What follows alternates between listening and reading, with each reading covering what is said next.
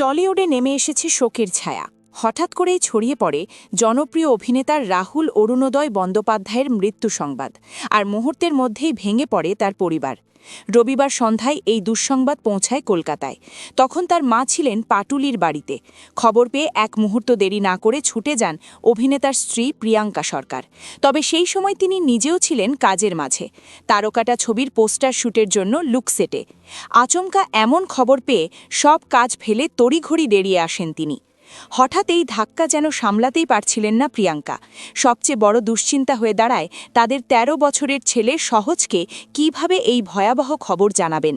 একদিকে স্বামীর নিথর দেহ দীঘার হাসপাতালে, অন্যদিকে ছোট ছেলেকে মানসিকভাবে সামলানোর দায়িত্ব। এই কঠিন দ্বিধার মধ্যেই পড়ে যান তিনি।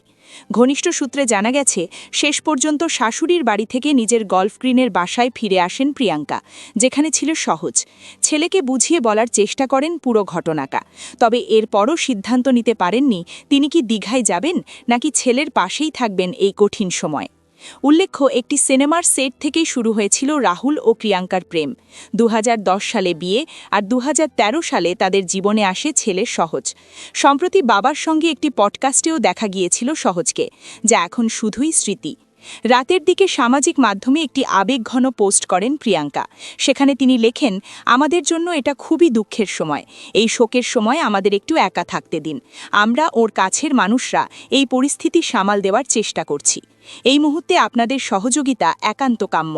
একটি সুখী পরিবারের ওপর এমন আকস্মিক ঝড়, যা শুধু টলিউড নয়, কাঁদাচ্ছে অসংখ্য ভক্তকেও।